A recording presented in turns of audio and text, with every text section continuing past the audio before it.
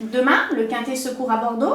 Oui, bonjour Madame Colombo. On va au Petit Trot jouer au Quintet Plus du côté de nos amis bordelais.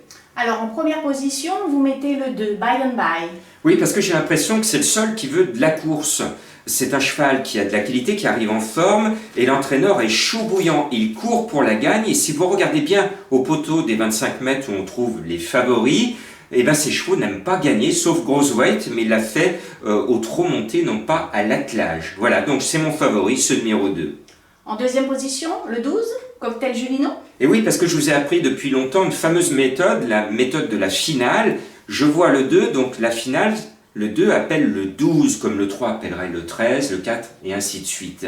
Eh bien, Cocktail Juligno, c'est mon chouchou. Il est très régulier, face à de très très bons chevaux. Là, il trouve un très très bon engagement. C'est une base, on tient là les deux bases. Alors, je ne le mets pas en tête, parce que regardez le palmarès de Cocktail, il n'a jamais l'habitude de gagner.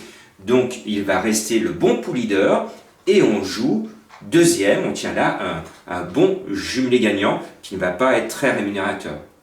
En troisième, le 16, Doberman. Ah oui, alors Doberman, c'est un cheval que j'adore. D'abord, il me rappelle le film de Vincent Cassel que j'adorais il y a pas mal d'années. Et puis Doberman, c'est un cheval qui a beaucoup de classe, mais il ne sort pas ses crocs tout le temps.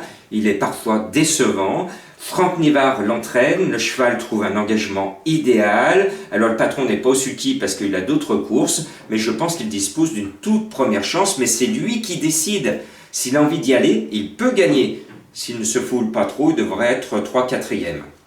En quatrième, justement, le 14, Grosweight. Alors Grosweight, c'est le gros favori, c'est un Duval d'Estaing et on sait que cet entraîneur ne court qu'à bon escient les quintets. Le cheval est en forme actuellement, mais comme je l'ai dit au début de cette intervention, il n'a pas l'habitude de gagner à l'attelage. En plus, il rend 25 mètres. Bon, il sera dans le carré d'as, il sera dans les 4, mais moi personnellement, je ne le vois pas gagner.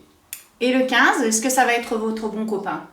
Alors, bon copain, c'est un cheval qui m'avait beaucoup déçu à Vincennes. Il a montré ses limites depuis longtemps, et puis son entourage a trouvé ce qui n'allait pas. Il faut lui faire oublier la cendrée de Vincennes. Il fait un tour d'Europe avec des chevaux qu'il croise qui ont pratiquement la pointure du prix d'Amérique. C'est un grand voyageur et surtout c'est un Belge. Et j'ai remarqué que dans l'historique de cette épreuve à Bordeaux, les Belges ont un pourcentage de réussite extraordinaire. Eh bien je crois que ce numéro 15 va vraiment être notre bon copain puisqu'il est annoncé à 16/1. Le 3, Dreamer de Chenu. Alors Dreamer de Chenu, je voulais le mettre plus haut parce que c'est un 6 ans. Et je vous le dis souvent, quand il y a plusieurs générations au départ, jouez les jeunes parce que les jeunes ont une marge de progression que les vieux n'ont pas.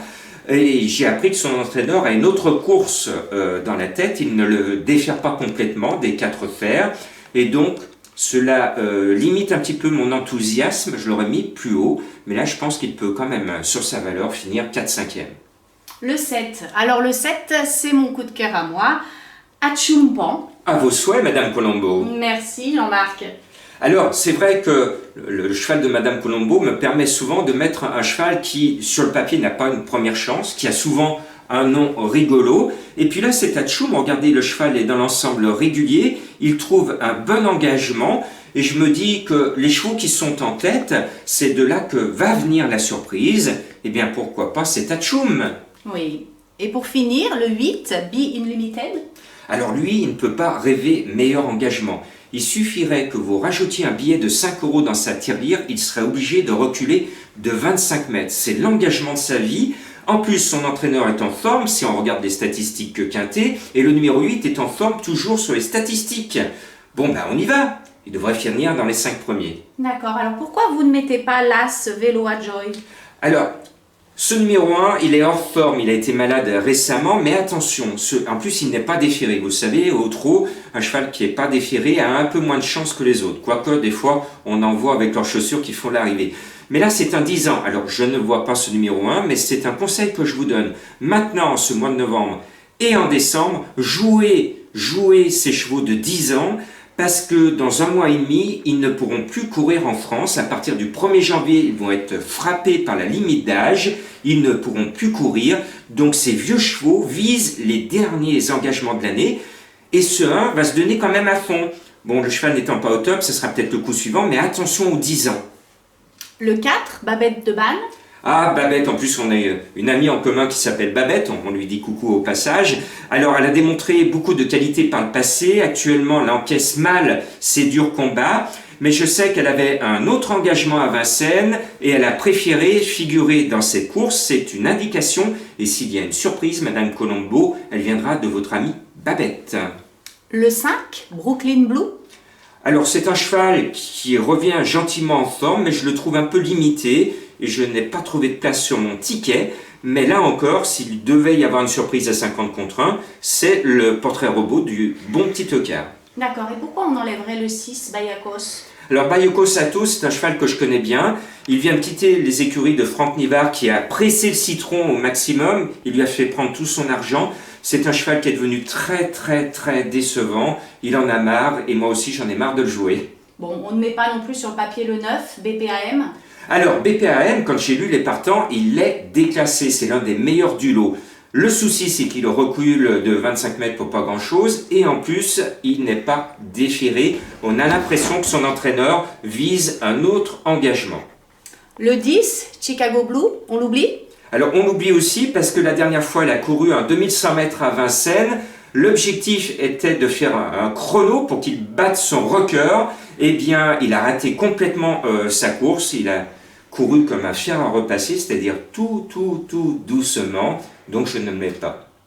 Le 11, Doria des Bois. Alors c'est la meilleure du lot et de très loin. Imaginez qu'il y a 2 ans, elle a gagné le Critérium Continental et elle avait aligné les succès. Et puis elle a eu un énorme pépin de santé. Elle nous revient gentiment, elle n'est pas déférée. On a l'impression qu'elle prépare le meeting d'hiver à Vincennes. Mais si elle voulait bien, sur sa classe, elle pourrait se rappeler à notre bon souvenir. Et pour finir le 13, Clara Duponceul. Alors là, elle trotte carrément à côté de ses sabots, Madame Colombo. D'accord, et ben on fait une petite récap de votre prono alors. Allez-y. Alors le 2, le 12, le 16, le 14, le 15, le 3, le 7 et le 8. Merci Madame Colombo, je finis sur l'indice, oui, l'indice de confiance. 5 sur 5. Bonne chance.